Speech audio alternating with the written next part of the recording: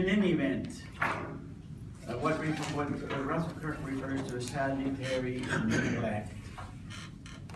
It was a saving neglect. These people developed their own local systems of justice, education, and so forth and so on. And the motherland would be less interested, except for the tobacco that they were going to be getting and a couple of other crops, until the king needed money for his war. And then the taxes began to come. First of all, the Stamp Act. For every piece of paper that you had, you bought, you wanted to write a letter or anything like that, you had to buy a stamp on there.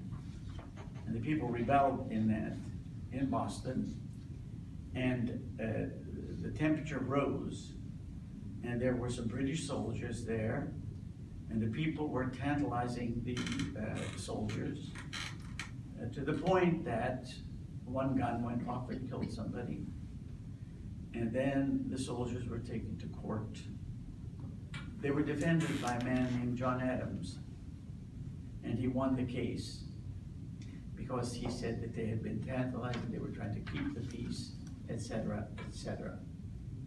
But that already was the beginning of the tensions that were rising.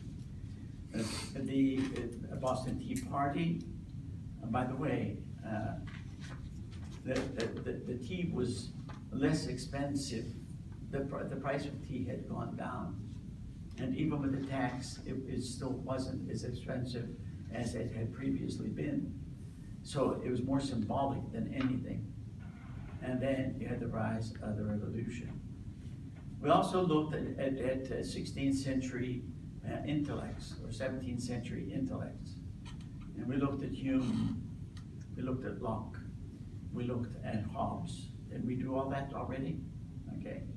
Important people, particularly Locke, and his impact on the thought of colonists, and his writings on government, and particularly his famous phrase, there are inalienable rights, namely life, liberty, and property. Big deal, this is big deal. It was rooted in a natural law, which still had God gave it. This natural law comes down. It's in the nature of the human being, but God doesn't care about it. We have to figure out what its rules are and so forth and so on.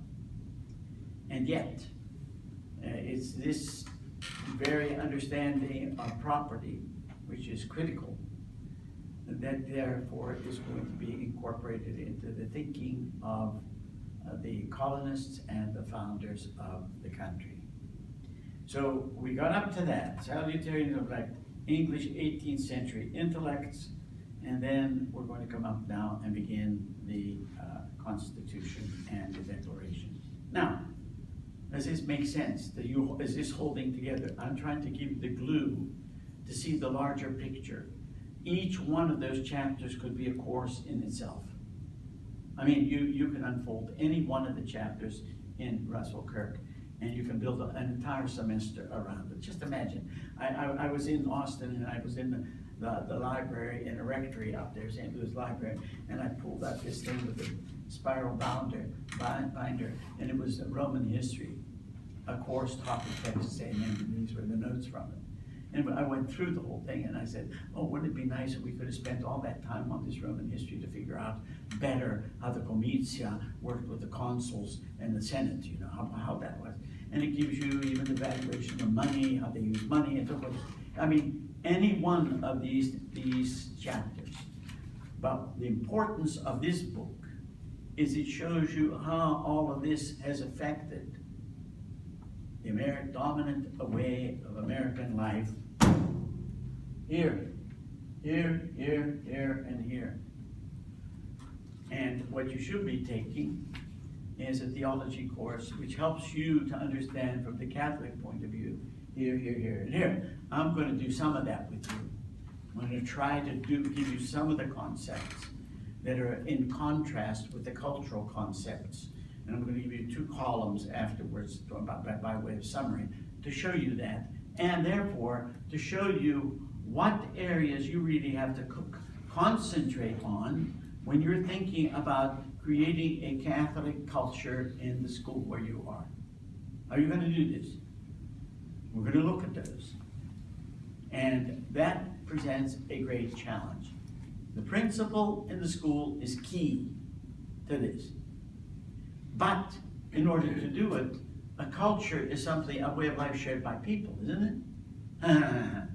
How do you get the faculty on the same page? How do you get the staff on the same page? How do you get the students on the same page? How do you invite the parents to get on the same page? This is really what it's all about. Creating a culture there.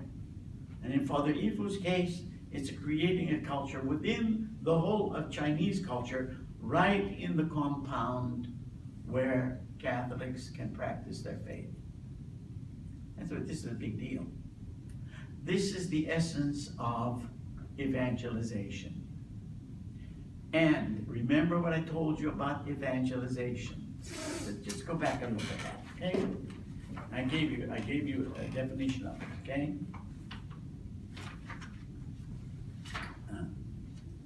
Let me see, I can get it there.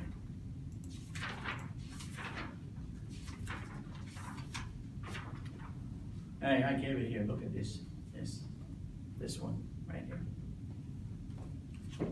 For the church, evangelizing means to bring the good news to all the strata of humanity. What that means is to create and shape the culture of all humanity. The strata are what? What are some of the strata?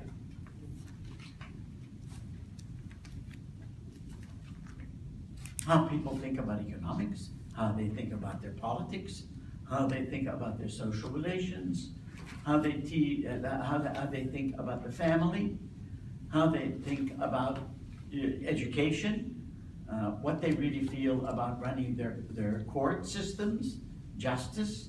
These are all the strata, okay? And so all the strata, and through the influence, through its influence, the church's influence, the good news influence, transforming humanity from within, order of the soul, and making it new. But there's no new humanity if there are not, first of all, new persons renewed by baptism. There is the order of the soul. And by lives lived according to the gospel. The purpose of evangelization is therefore precisely the interior change that you are asking people to make. And that is what a Catholic education is all about, the interior change. By love. And the way you show that respect for everybody. And if it has to be expressed in one sentence, the best way of stating it would be to say that the church evangelizes when she seeks to convert solely, now get this, solely through the divine power of the message she proclaims. What's the divine power of the message she proclaims? L-O-V-E, love. L-O-V-E, love. You find your text yet? Okay, good. Got it. Both, what's she trying to convert? Both the personal and collective consciences of people, the activities in which they engage, and the lives and concrete milieu which are theirs. So we're doing all of this to understand how Americans tick, what makes Americans function, what do we have in our institutions, such as taxation, such as taking care of the poor, such as how our political system runs, such as judicial, education, everything. These are the strata. This is where we have to go. divine love to penetrate that and be able to live within it as faithful citizens, citizens full of faith here, good American citizens of the kingdom. I'm going over this again because it's time to do kind of a summary of what we've been doing before we move on, and you get the picture. This is not a waste of time. This is essential for going deep into what affects you and me in shaping our mentality with regard to this.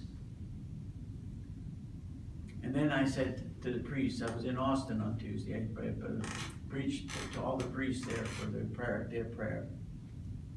And I said, do you really believe that on Sunday at the Mass, when you say the mystery of faith, either you or the people really understand the depth of what that means? Come on, give me a break. Not only that, but do you think that your attempts at a homily for 7, 8, 10, 12, maybe too long, 15 minutes, makes any change in people's lives when they come through the door on Sunday? Because they are coming in the door shaped by the American culture, and they're coming in to hear how Catholics see this, and for the most part, the things that are said are superficial. So it is seminarians, future priests, who have the same responsibility as future principals in Catholic schools for going deep into the mystery of God. Deep. Because it's only when you go deeply into the mystery of God can you understand how the culture has to be created. Then Paul VI says, the state of humanity which are transformed. For the church, it is a question not only of preaching the gospel, which we do in our homilies on Sunday, in an ever wider geographic areas, or even to have greater numbers of people, but it is to affect and upset, through the power of the gospel, through the love of the gospel, mankind's criteria of judgment. Criteria of judgment rooted in what they value and their norms of behavior. Okay? So, points of interest, lines of thought, sources of inspiration and models of life, which are in contrast with the Word of God and the plan of salvation. So, that's where we are. So now what we're going to do, we're going to start looking at, I guess, which chapter is that? Chapter 11. Chapter 11. Chapter 11, Declaration and Constitution. Okay? And if you notice, the first title that he gives in here, first subtitle in this thing is A Revolution Not Made, but Prevented. Why? In light of what we have said, what is he trying to say with that phrase?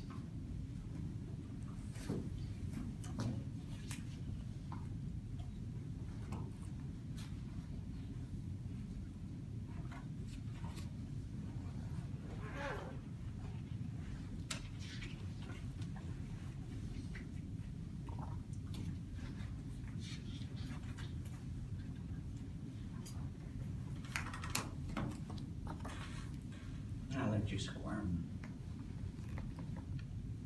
You want to take a stab, Thomas? Sure. That instead of, I'm trying to think of how to word this. That instead of an actual revolution happening, we return back to where we were. I don't know how to, instead of, we stayed where we were. I don't know how to word this. You want to help him? I'm in the same boat. Let him sing. Let him sing. The team is not going to make the goal. I can tell you that. Go ahead. And he laughs. Okay. Isn't that in our revolution that we didn't really throw out everything, that we kept much of the English law and started from there, as opposed to like they compared later, the French overthrew everything. That's good, Ann. That's good. Father Eve wants to add to that. The main point is Americans did not trigger the revolution. They are not revolutionary, but the king, he himself violated the common law, this kind of natural law, and so this means we fight to protect, to prevent the worst to happen. Yes. They said the king is the revolutionary. He's throwing out all our Englishmen's rights. He's violating our right to representation, our voice. He's going to tax us without any kind of voice. And we, from the Magna Carta down, 1215, all the way down, have been trying to tailor the responsibilities of the king. In fact, in 1688, the king almost had no more rights. I mean, no more power. It all went to the parliament. So they're saying, you're the one who's revolutionary. You want to upset the whole of English history. As Anne was saying, you want to upset the whole of English history. We are standing our ground on Englishmen's rights, which are contained in the charters of every colony. Every colony that had a charter, which established that place, signed by the king, was included all of common law of England and all of the rights of the unwritten constitution of England for them. So that's why they decided, they said he is the revolutionary. It is a revolution not made but prevented. They prevented him from having this revolution. And you're going to see it in a minute. Then they justified their separation, and then the spirit of the laws realized, okay? Now what I want you to do, I gave you this booklet. Got it? We're going to go to the Declaration. I left one at home. Declaration of Independence. Okay. So go to the Declaration of Independence.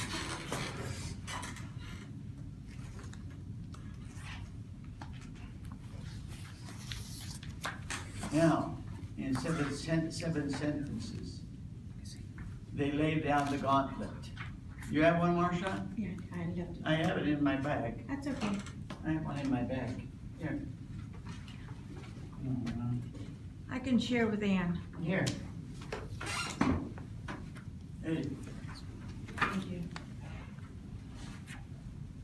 Now, this is going to be a statement of why they can do this. Why is there a right for them to separate? Because basically, it takes something really radical for anybody to separate from the mother country. The mother country is kind of covenant, okay? There's a bond there, which is indissoluble for these Englishmen with the mother country. But when in the course of human events, as life unfolds, it becomes necessary for one people to dissolve the political bands which have connected them with another, and to assume among the powers of the earth. So you're dissolving those bands, and you are going to establish yourself as another power, political power, state, among others of the earth, and declare your separate and equal station to which the laws of nature and nature's God entitle them. Big, big words here. Nature's law and nature's God. The laws of nature and nature's God entitle them. This is a deistic God. Okay, nature's God. Okay. And when it says laws of nature, it means natural law. It doesn't mean scientific laws of nature, H2O and all that kind of stuff. We're talking about natural law, natural to the human person, according to human person's nature. Entitle them what to do. A decent respect to the opinions of mankind requires that they should declare the causes which impel them to the separation. So we realize this is rooted in nature, but we still have to declare to the world why it's valid for us to separate from England. And almost all of the rest of this, as we're going to see, declaration give the reasons. But before they do that, they're going to give you some truths. Now, truth. They're saying these are self-evident truths. If you use reason, any person can use reason, they're going to come to these truths. Yet this is rational. It is they are rooted in nature, and because of that, they don't change. These are inalienable rights. They don't change. All right? That all men are created equal. What kind of equality? You know, equality of gifts and talents and so forth and so on? No. What kind of equality do you think it is? What kind of equality? This is your Declaration of Independence. I mean, this is ours. What are you going to do? You know what this means? What kind of equality? Money? Everybody's equal money? Everybody is equal with the same IQ? What kind of law? What kind of equality? We are created in the image of God. Number one, human creatures, okay? Dignity. We all have human nature, okay? Created. Next. Dignity. Dignity is, that's part of the creation of the human nature. Is it like our Christian mission? Is it? Not Christian, it's not Christian. Equality on the basis of nature. That we have a right to be alive and be free. And there's life, liberty, and pursuit. We're getting to that. But before that, this equality. First of all, that you're a creature. Everybody's a creature. And there's a dignity in being that creature. Created by nature's God. Deist creates you, doesn't care too much about what's good. You have to figure things out by yourself, by your reason. Equality before the law. Got it? Equality before the law. Nobody is above the law. Not even the king. Not even the President of the United States. Step out of line, you are held accountable.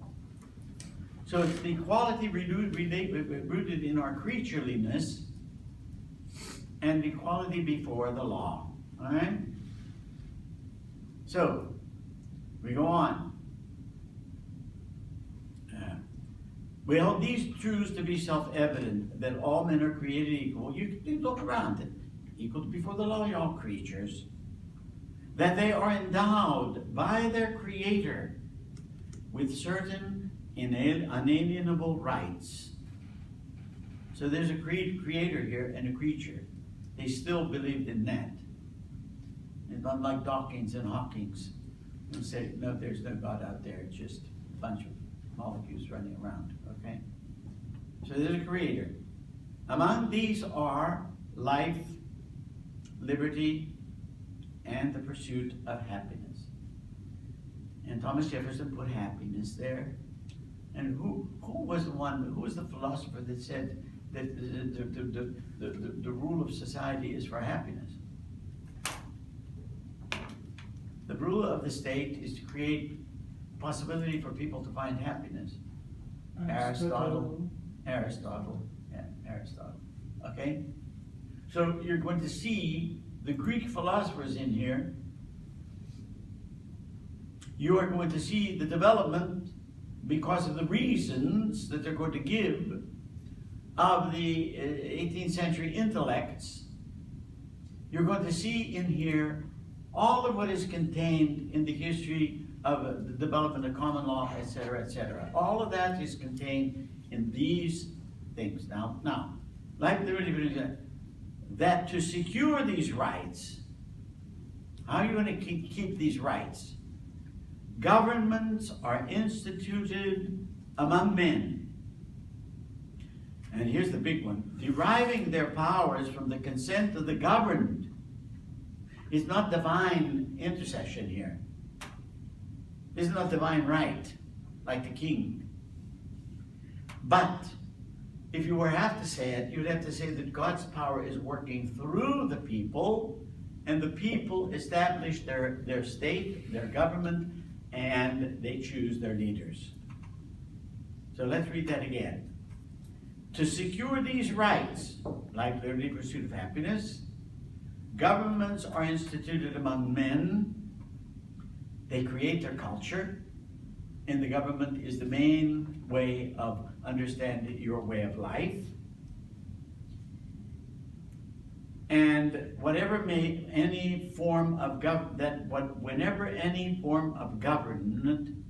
through the consent of the government, number one, whenever any form of government becomes destructive of these ends, it is the right of the people to alter or to abolish it, and to institute new government, laying its foundation on such principles and organizing its powers in such form as to them shall seem most likely to affect their safety and happiness. So the two things that the government does is protects the safety, security, and happiness of the people. Now, isn't this something? I mean, when you take these first sentences of the Declaration of Independence and realize that therein contained is all this history that we just went over. Because how do they do this? It's especially here in this line. Deriving their powers from the consent of the government, and whatever form, any form of government becomes destructive to these ends, it is the right of the people to alter it and abolish it, and to institute new government, laying its foundation on such principles. The word principles. Principle here is not the principle of the school of the head. This is principles. A principle is something which is the beginning. It doesn't change. But a principle doesn't. A principle is something from which everything else flows. So you may say over here, in a Catholic point of view, that the principle is the Trinity coming down with a sense of our humanity and containing our values. But this is the principle over here. Okay? Now, why am I spending a lot of time on this? You're going to see it in a minute. And organizing its powers in such form. You see what they're doing here. They are creating a culture. Organizing its powers, namely, you're going to get representative government. The institutions contain this. Norms of behavior. How you have to interact with one another in the economic sphere, in the political sphere, social sphere, and so forth. Legal sphere. They're going to have those principles. So as to them shall seem most likely to affect their safety and happiness. However, as we do this, as they're going to do this now, they're going to separate prudence. Prudence. What's prudence? Prudence, justice, temperance, fortitude. Prudence. Right thinking. Right thinking. The ability to make right judgments about the good, about what is good and true. Prudence, prudence is the capacity to judge the good and true of a situation and circumstances. That's why you want a leader. You want a leader, you want the first principle that you want in that leader is prudential judgment. Somebody who can look at complex situations and say to themselves, given all of this, this is what we have to do. The good and the just. Okay? Prudence is the foundation for justice.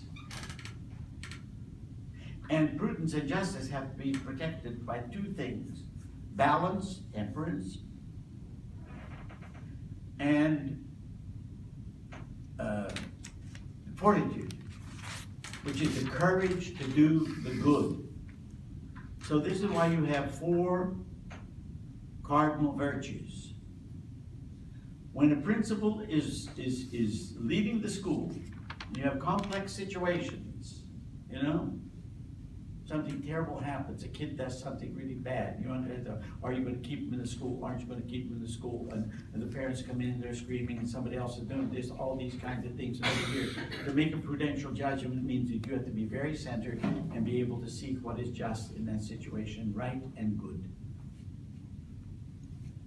You have to pray for justice and prudence. So they're saying, we are prudent. That's what they're saying basically here. Prudence indeed will dictate that governments long established, and this was long established with England, should not be changed for light or transient causes. You know, this isn't fly by night now. We're not here doing something fly by night. We're not doing something superficial just to satisfy my little need. We're looking radically at this thing to see what the true causes are. And accordingly, all experience has shown that mankind are more disposed to suffer while evils are sufferable than to right themselves by abolishing the forms to which they are accustomed. That's a big statement. They're saying that in England, we have been able to put up with a lot. Over our history, we've been able to suffer a lot in order to keep the government stable and to keep us moving forward. We can swallow a lot, but there comes a point, no, we just cut off here. This is too much. This is too much. When you go for the principles, we can no longer suffer under that, okay? But when a long train of abuses and usurpations, pursuing invariably the same object, evinces a design to reduce them under absolute despotism,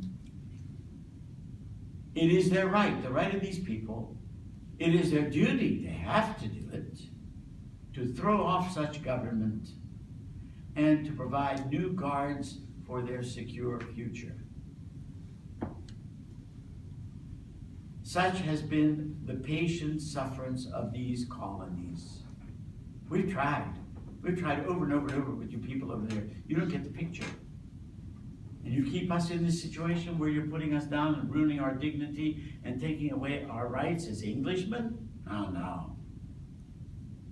We have a duty. We must react to this to protect the rights of Englishmen. All right? And such is now the necessity which constrains them to alter their former systems of government.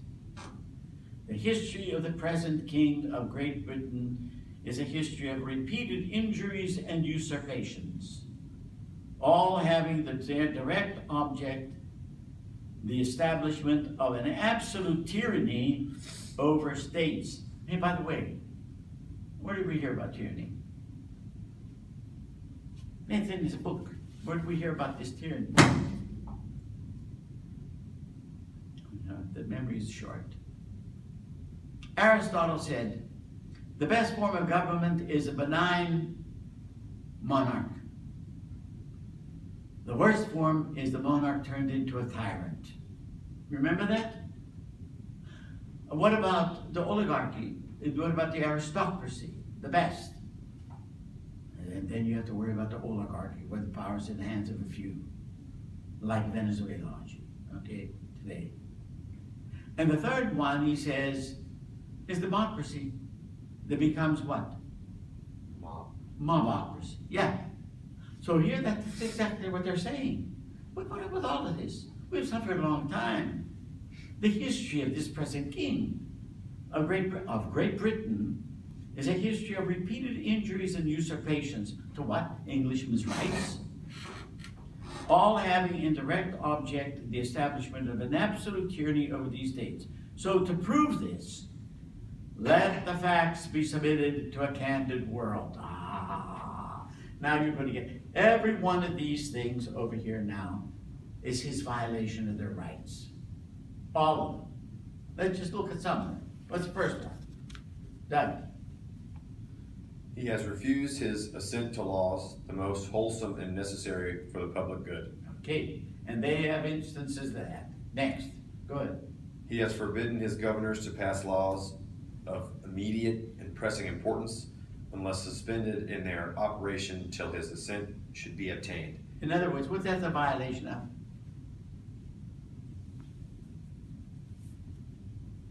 Is that a violation? Is it the equality? Huh? The equality? No. The violation of common law. Remember we talked about the laws coming up in England? Developing out of experience, and they would make a law. The judge would make a judgment. They can't make any judgments until they get it from the king. And they say you're violating common law over here. Go ahead. And when so suspended, he has utterly neglected to attend to them. He doesn't even pay any attention. It's like sending your superior or the principal a letter about something leaking in the roof, and they put the letter over here, and 6 weeks later the letter is still there. You don't respond. Next, go ahead, Thomas. Out loud. He has refused to pass other laws for the accommodation of large districts of people, unless those people would relinquish the right of representation in the legislature, a right inestimable to them and formidable to tyrants only. So he's taken away the rights of these people in large areas, and they're talking about the colonies, each of the colonies, okay? Okay, let's skip down. He has refused for a long time, after such dissolutions, to cause others to be elected, whereby the legislative powers, incapable of annihilation, have to return to the people at large for their exercise. Go on. He has endeavored to prevent the population of these states, that the purpose obstructing the laws for naturalization for foreigners, refusing to pass others to encourage their migrations hither, and raising the conditions of new appropriation. Hey, that sounds like today, doesn't it? The immigration question is still riding high. The king was forbidding people to come over and settle here.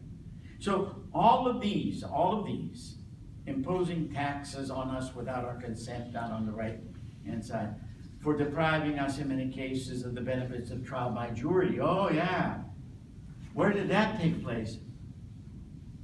What was the foundation of trial by jury?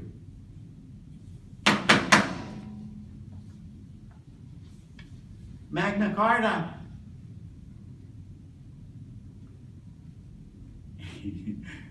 You see it. You've got to know some of these things. When we claim the habeas corpus here, you can't hold the person without charging him for a long time without bringing him to court quick and anything. That's in the Magna Carta. It goes all the way back to that. He's violating that principle of English law. You cannot keep a person in prison accusing them of something without bringing evidence against them to show that that person should be held. Okay? For transporting us beyond seas to be tried and for pretended offenses. He used to bring them back to England for their trials. And it says pretended offenses. for abolishing the free system of English laws in a neighboring province, establishing therein an arbitrary government and enlarging its boundaries so as to tender, and they had examples of all of this, okay? Go down to the next to the last paragraph. You can read those all over. I highly recommend that you read these. These are the reasons. These are the reasons why they have to separate themselves.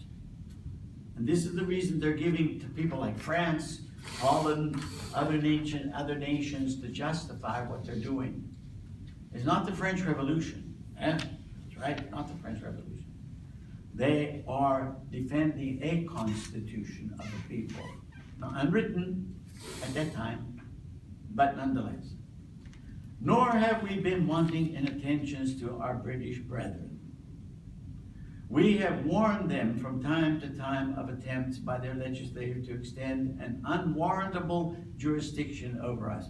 How many times they were going to the Parliament. And that's why Edmund Burke was so important in Parliament. He was saying we should not be doing these things to these people. We have reminded them of the circumstances of our immigration and settlement here. Salutary neglect. We have appealed to their native justice and magnanimity, which they no longer have. And we have conjured them by the ties of our common kindred. Here you are. We're blood Englishmen. We're kin to them through the blood as Englishmen, so that they would disavow these usurpations, which would inevitably interrupt our connections and correspondence. They too have been deaf to the voice of justice and of consanguinity, that we're Englishmen.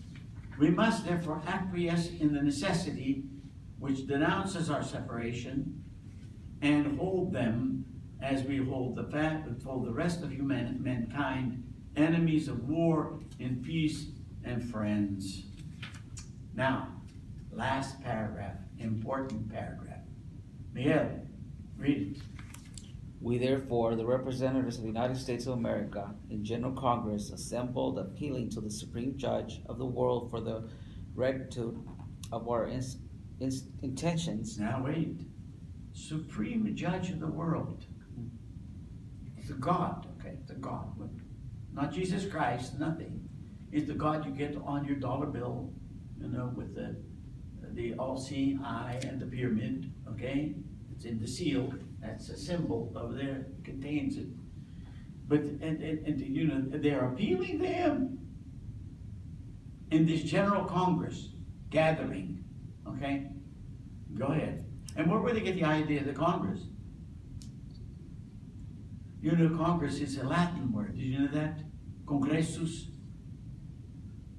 And all of the words, presides, president, all those words come out of Latin.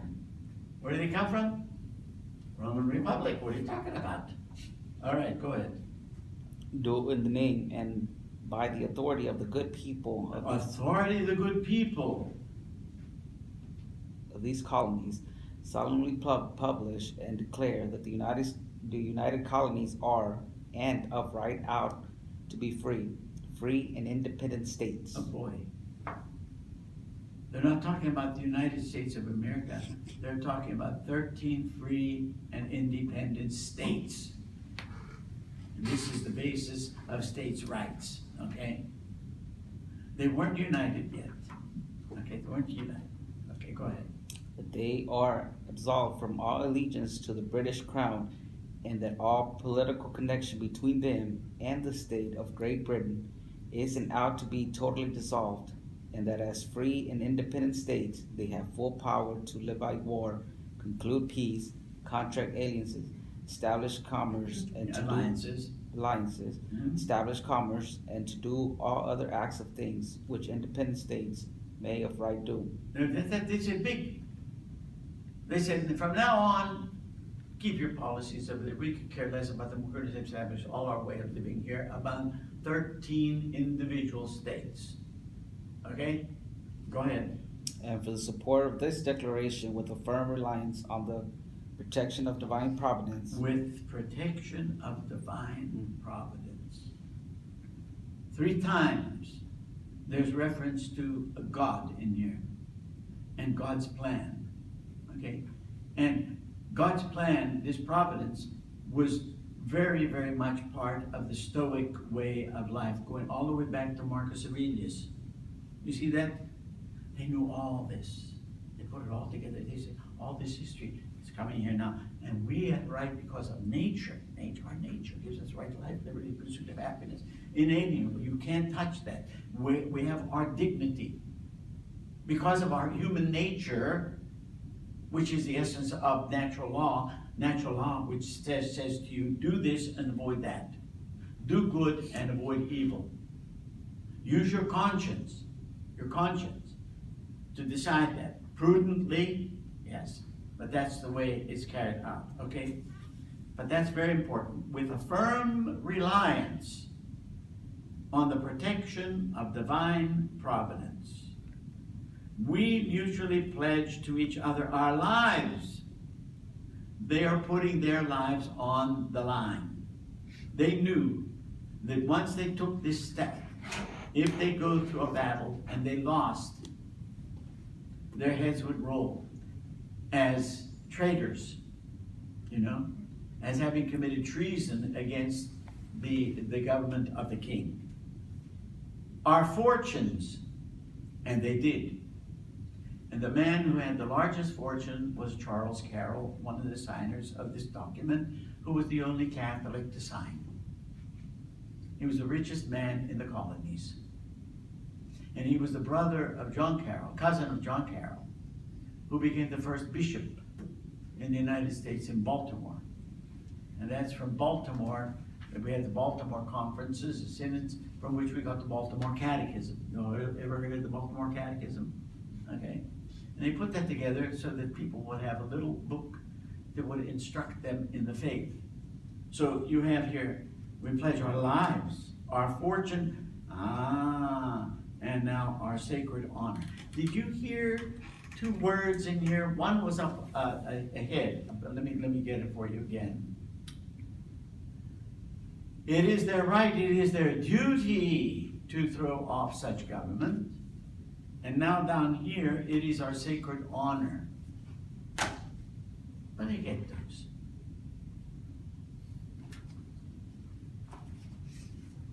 Where do they get those?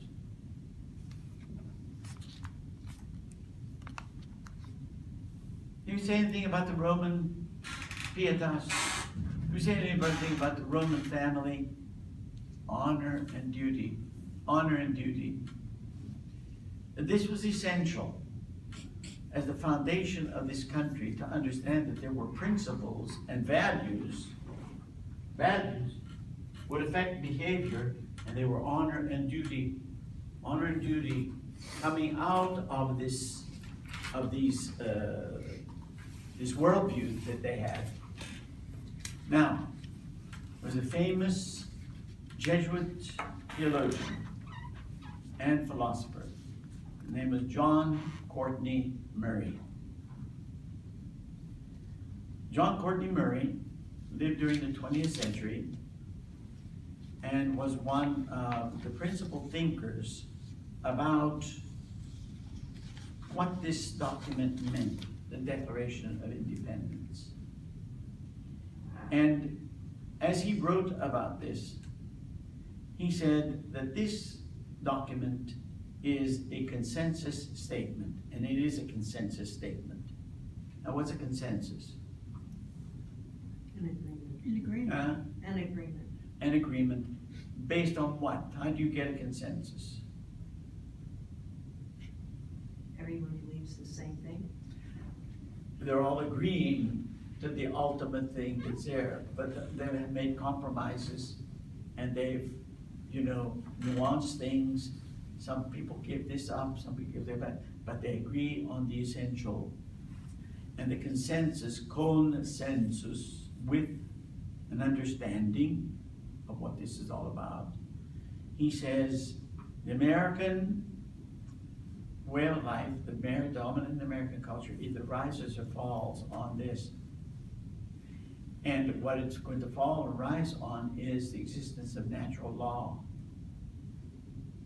And that this natural law is related to how we understand the human person. And if you take natural law out of the consensus, you really have nothing to base us on except multiplicity of laws.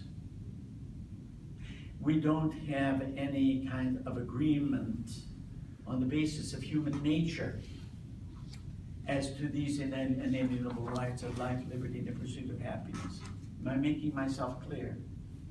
So if you change anything in here, and that's why you have to understand where all these came from in Russell Kirk, all of this has been a development. It has been something that has grown, and it's not somebody's idea that they're imposing on somebody, but it's coming from the very nature of things. When you get a pluralistic society and relativistic society, the relativistic society would not hold that there is a law of nature that binds us together, out of which we are all equal, out of which we get the right to life, liberty, and pursuit of happiness. If you start tampering with the understanding of the human person and human nature, the consensus no longer holds. So he's saying, we hold these truths, and it's a capital T, truths. These are truths. And the truth is not something which you are going to change or make false. This is true about human nature and about how these rights flow from it, particularly based on the equality of all people. Am I making sense here? This is critical.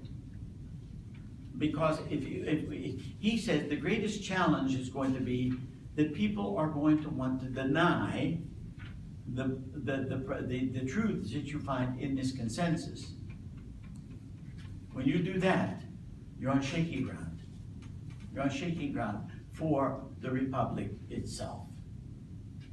So, we have to defend this natural law and nature's laws and nature's God, deist, because among those founders there was one Catholic, there were Presbyterians, there were Episcopalians, there were Congregationalists, and they couldn't say Jesus Christ or the God of the Old Testament or anything else.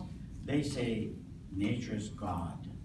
But nonetheless, admitting a God, a divinity, at least they still had that humility to say that we didn't create ourselves. Today we say we create ourselves. You want in vitro kind of fertilization. Now, but where did the cells come from? Well, you don't know. Okay, fine. You go on.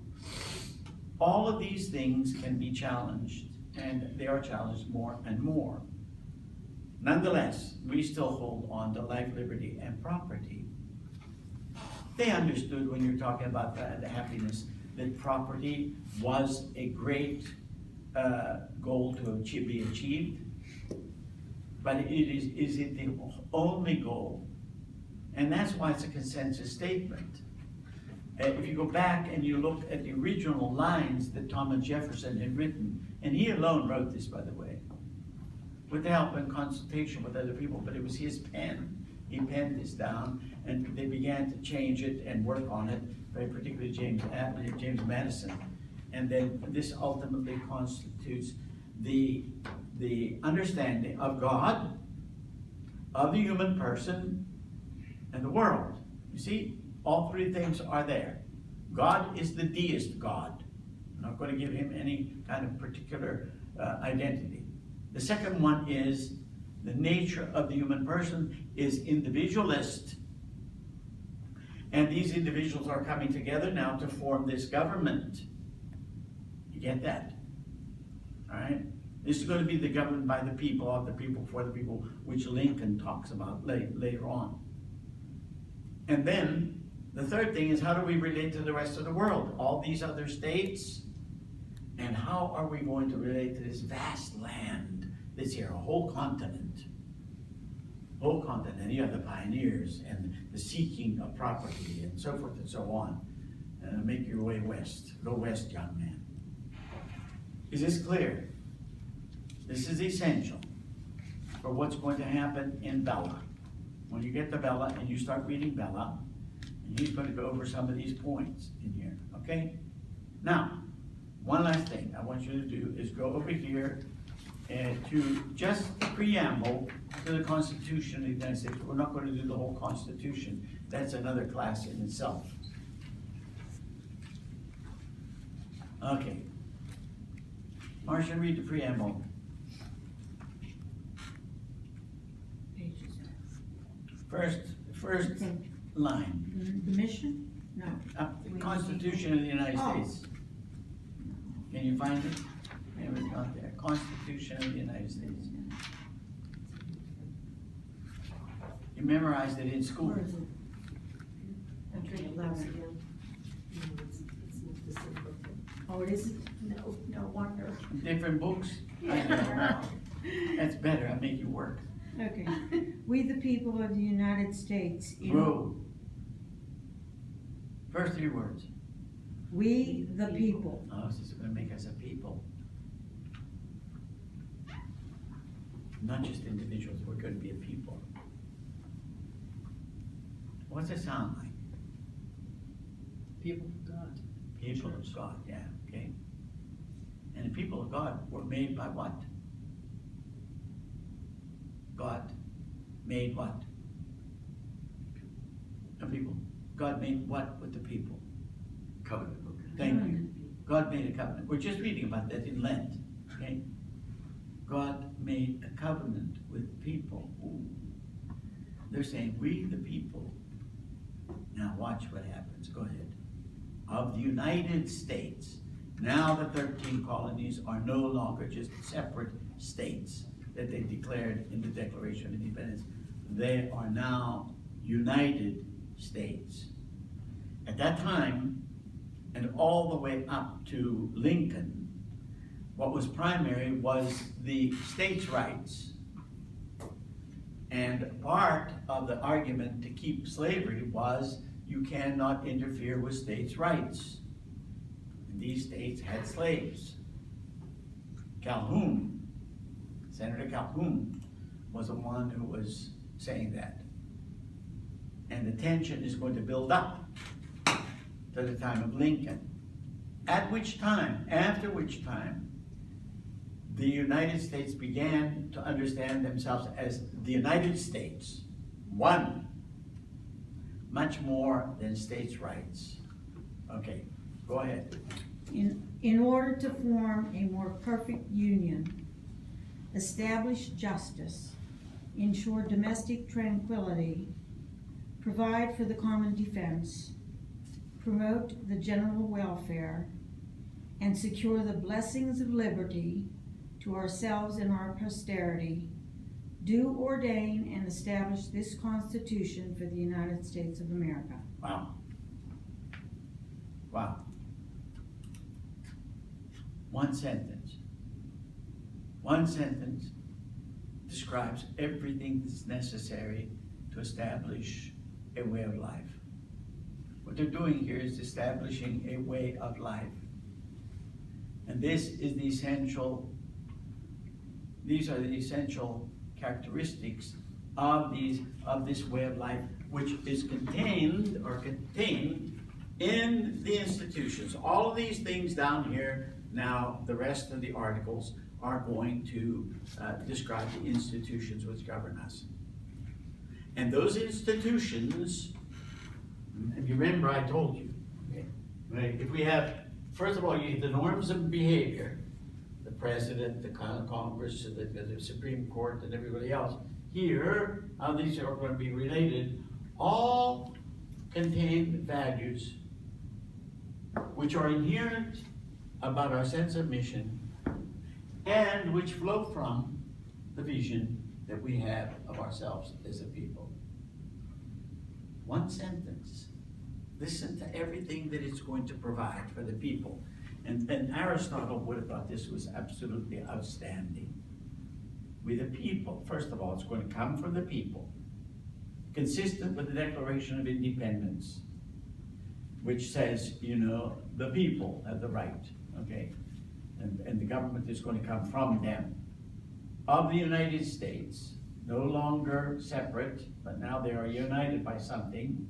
And you're going to see that this came after the Articles of Confederation, after 1781, where they had to put something together what's going to bind them, but they had no means of taxation, they had no means of general security and so forth. They were so weak that they knew that they had to have something stronger to make them one. Okay, in order to form a more perfect union.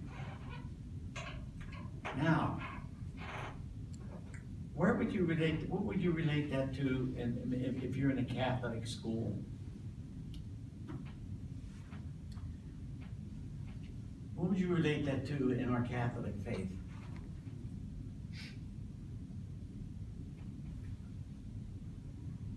Reunion to God. Thomas? Well, two things, the hypostatic union or the Trinity, or Oh, that's very interesting. You went to something theological. Tell me about that. What is that? the hypostatic union. Huh? Are you talking about hypostatic union? Well, hypostatic union is union of man, divinity and humanity. Okay, that's one. The other one you said was the Trinity. The Trinity. The Trinity. And where would we find some reference made to something like a more perfect union? No, in Scripture. May they be one. Oh, yeah. God wants us to be one. The heart of God expressed in Jesus at the Last Supper. May they be one, Father, as you are in me and I am in you. That's the perfect union. We're going to work towards a more perfect union through this Constitution. The heart of human beings wants union in relationships. It's the deepest longing of the human heart to be related to others in love. We have something that is going to protect our more perfect union here, at least by way of this Constitution. So in the school, as a principal, you're trying to lead to a more perfect union. Both here, but from the point of view of a Catholic who is going to bring Jesus into the equation and say, this is how you go to the ultimate perfect union.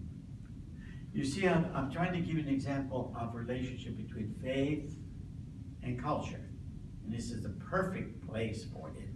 I'm going to tell you more about it in a minute because of the papers I'm going to pass out. But this is the first thing. The first thing the government wants to do is provide ways to be one. In all of the diversity of these 13 colonies, which are now states, and which want now to be bonded together, this Constitution has to stand. We ordain and establish this Constitution. Constituere in Latin means your very being, what makes you who you are. You know, a doctor will say to you, how is your constitution? It means how's your physical being? Is it in good order? Is it in good order? You have aches, you have pains, whatever, what's going on? Your constitution, what makes you who you are? That's what this does. This makes us Americans. And this is the thing that has to be protected more than anything else. Because it holds us equal before the law and equal with somebody who's a creator. Doesn't say who it is. And then, when you seek this more perfect union, how are you going to do that? Well, you have to establish justice. How do you define justice? What does justice mean? Ensure domestic tranquility. You got to keep the peace. And people who get out of line, you know, it's like in an organization you say, well, certainly everybody's welcome as long as they're of goodwill and they're not in there pushing their thing so that they make people upset, violence and so forth and so on the well-being. Provide for common defense. We're all going to be here. If there's an enemy coming after us, we're going to stick together. Promote the general welfare. Our laws are meant to give people equal opportunity. Equal opportunity. And then, to secure the blessings. Wow. Blessings of freedom to ourselves and our posterity. And I'm not sure people are thinking about posterity too much in the United States now. It's all individual satisfaction and so forth. Do ordain and establish this Constitution for the United States of America. Okay. Now, I've been going on here for almost an hour and a half. Take a break, and we're going to come back, and I'm going to show you something else that is